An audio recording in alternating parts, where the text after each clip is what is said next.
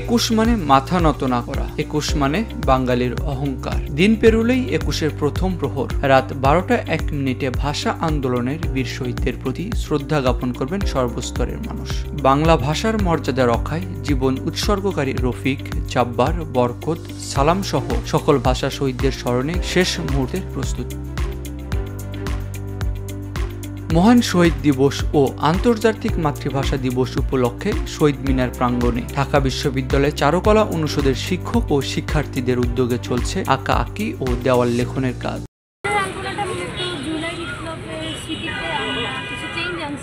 যেমন এর আগে সব কালার ছিল, কিন্তু এবার হচ্ছে সাদা কালো লাল দিয়ে আমরা শহীদদের এবং ত্যাগের আমরা প্রতি শ্রদ্ধা জ্ঞাপনের জন্য এই নতুনভাবে করার যে প্রচেষ্টা হচ্ছে। আর গতকাল থেকে শুরু হয়েছে, গতকাল শহীদ কাজ করেছি, আজকে সারাদিন করা হবে এবং আমাদের ইচ্ছা আছে যে আমরা সন্ধ্যা নাগাদ কাজ শেষ করে ফেলবো, কারণ 12টার মধ্যে তো ফুল দেওয়া যাবে।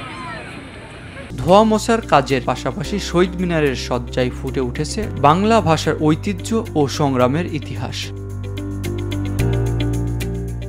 শহীদ মিনার প্রাঙ্গণে নিরাপত্তা নিশ্চিত করতে ফায়ার সার্ভিস ও সিভিল ডিফেন্সের উদ্যোগে স্থাপন করা হয়েছে কন্ট্রোল রুম। এছাড়াও নিরাপত্তা জোরদারে প্রস্তুত রয়েছে আইন শৃঙ্খলা বাহিনী। গতকাল থেকে চালু হয়েছে, কিন্তু আজকে একদম পুরো দমে শুরু হয়ে গেছে।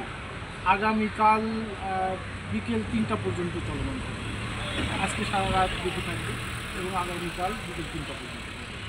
শুধু কাজের উদ্দেশ্য নয়, বরং একুশের চেতনায় উদ্বুদ্ধ হয়ে দেশপ্রেমিক নাগরিকেরাও ভিড় জমিয়েছেন শহীদ মিনারের নতুন সজ্জা দেখতে। ভাষা আন্দোলনের গৌরবময় ইতিহাস ও বাঙালির সংগ্রামী চেতনাকে স্মরণ করে এই দিনটি পালন করতে প্রস্তুত পুরো জাত।